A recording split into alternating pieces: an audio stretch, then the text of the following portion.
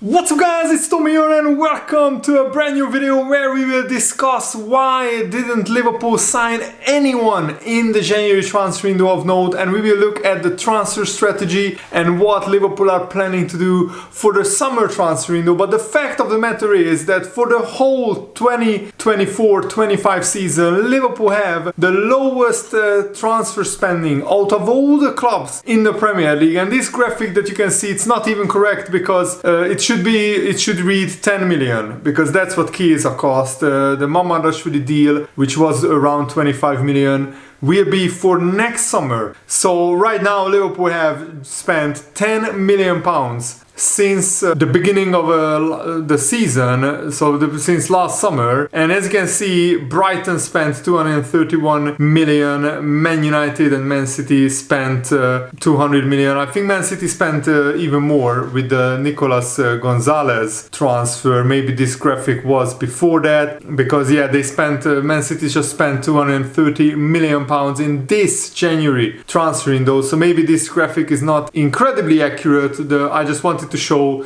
that Liverpool are last in transfer spending, but Liverpool are first in the Premier League, and right now that's what matters. That's the most important bit. And I said even during the transfer window that we should judge Liverpool at the end of the season when we know what will be the futures of Trent, Salah and Van Dijk, and when we know what Liverpool have achieved this season. Because right now I can understand why Liverpool haven't made the signing, because we have very little injuries, and Liverpool squad actually got 2 days off, and on the second day they traveled to London to have kind of a team bonding night out, and there were some pictures flying around about that. And Monday brought confirmation that Liverpool haven't strengthened the squad in the January transfer window. How do you feel about that? And Liverpool's stance, according to James Pearce, was that unless some major injuries happened up until the end of January, or a market opportunity came up that made sense for right now and the long term, Liverpool won't delve into the transfer market, because neither of those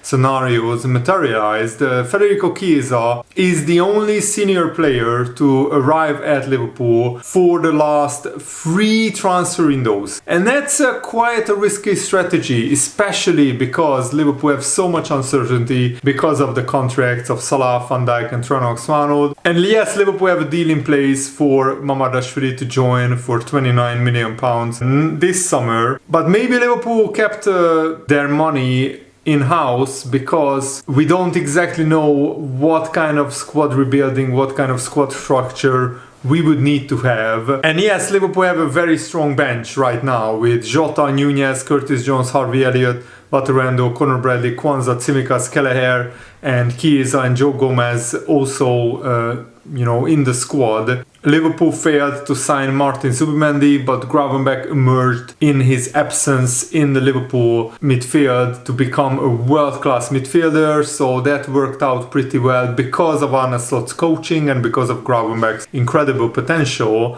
And Liverpool are still alive in all four fronts. We will play the League Cup semi-final second leg against Tottenham on Thursday, and they just signed Matis Tel from Bayern Munich on loan, and Danzo on loan as well, so they will be stronger for the Anfield second leg. But memories of last season are still fresh in our minds. That's why a lot of Liverpool fans are worried what will happen if an injury crisis hits Liverpool or a loss of form happens to some of our goal scorers, because last season we were in the title race up until the last 6 or 7 game weeks, where because of too many injuries and a loss of form to all of our strikers at once meant that Liverpool collapsed at the end of the season. We went out of the FA Cup, we went out of the Europa League, and we went out of the Premier League title race pretty much in the span of 3 weeks. And Liverpool, of course, want to avoid a similar situation. Liverpool, of course, were admirers of Kvaratskhelia,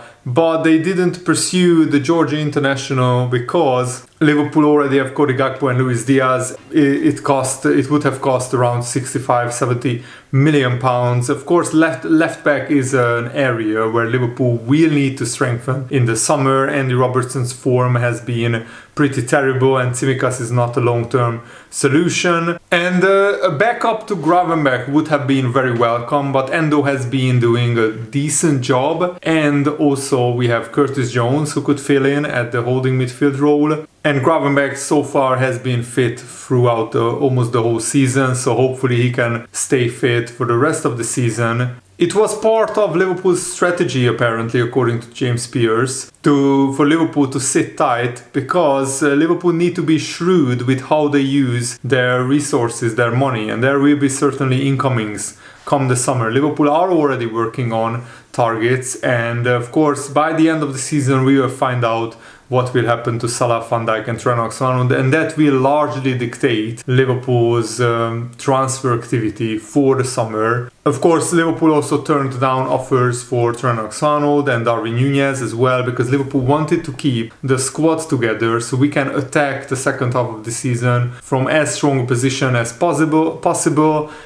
James Pearce reported that an intermediary did contact Liverpool about interest from the Saudi Pro League in Darwin Núñez. No negotiations took place because Liverpool said Darwin Núñez is not for sale. Liverpool also turned down bids for Ben Doak from Crystal Palace and Ipswich Town. Jadon Danns went to Sunderland on loan. Kyle Gordon went to Portsmouth. And earlier in the window we sold, Pitagula went on a free transfer, Tom Hill as well. And Bajcetic went to Las Palmas. He already made his debut there, and he was pretty great, I think, against Girona. And Calvin Ramsey went on loan to Kilmarnock. And also Liverpool got a late interest from Middlesbrough in Tyler Morton. Middlesbrough wanted to buy him, but Liverpool said that you need to significantly bid over £10 million for Tyler Morton.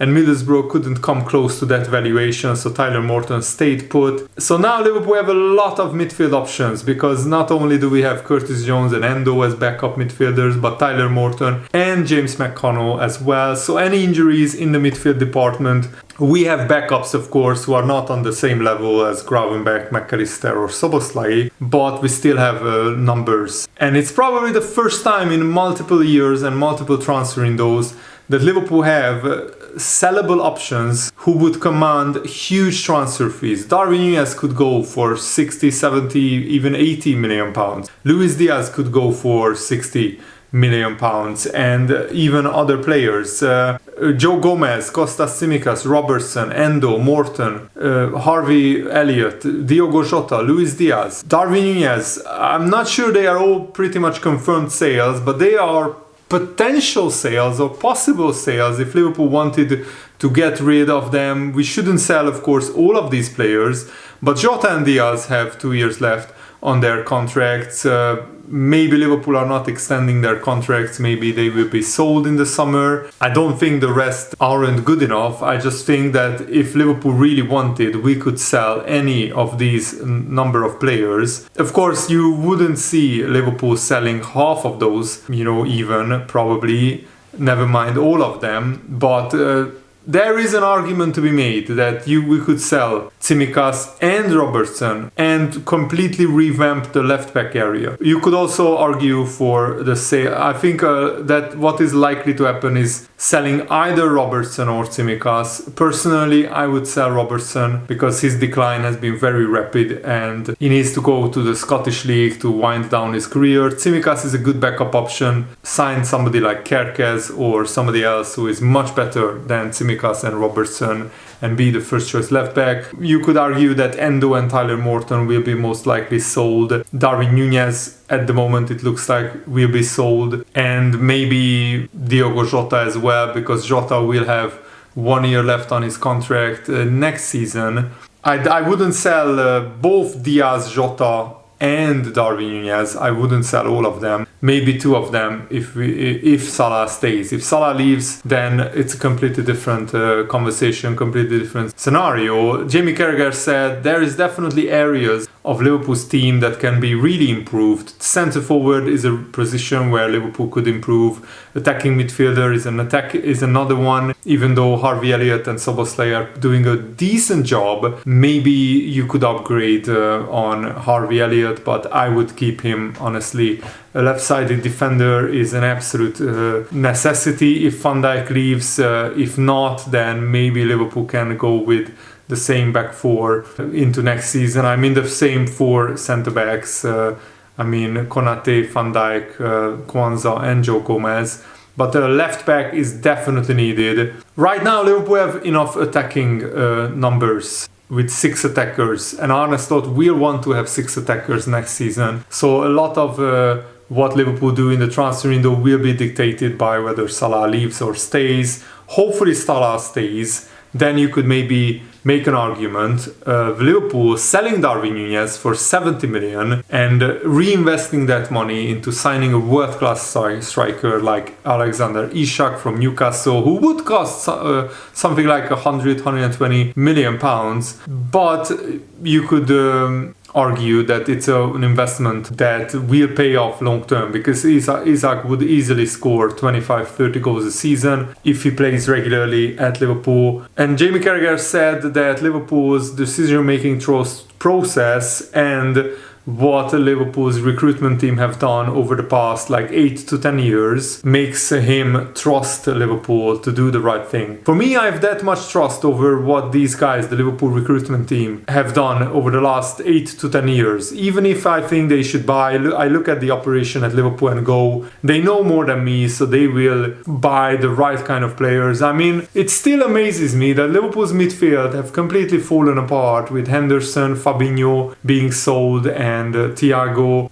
leaving on a free transfer 1 year later. And Liverpool completely revamped their whole midfield in one transfer window. We signed Gravenberch, McAllister, Szoboszlai and Endo. And that completely transformed Liverpool's midfield. And basically that laid down the foundation for the Liverpool team that challenged for the title last season, won the League Cup, went to the semi-finals of the FA Cup, and this season, this midfield is the engine of Liverpool's title challenge. And Liverpool revamped their whole midfield in one transfer window. So Liverpool could do that with their attack as well in one transfer window. If you nail every single transfer, you can revamp the attacking department as well. Right now it doesn't need revamping, just the striker is the problem position. Jota is injury prone, Darwin Núñez is not it, he's just not finishing his chances well enough or clinical enough, and Luis Diaz is not the long-term solution. Kerkez could be a good, smart addition at left back, but he might be overpriced. Crazy prices are going around in the Premier League. Crystal Palace rejected £70 million for Mark Guehi, and that makes sense because they lost Chadi Riyad for an ACL injury. He came in from Real Betis. They also lost Chalobah. Chelsea recalled him, and Crystal Palace have a free at the back formation. Free centre backs need to play all at the same time. And yeah, the Crystal Palace 70 million pound bid arrived from I think it was Tottenham, but only there was less than 12 hours left in the transfer window. James Pearce said that Jadon Dan's loan to Sunderland should be announced in the morning, and then it later was announced, and Tyler Morton stays, and it's a really good strategic loan move for Jadon Dance. David Lynch said, I think it's a really good move. He's going to a side that are in the push for promotion, and this move not only offers Dance the chance to showcase his skills at a higher competitive level,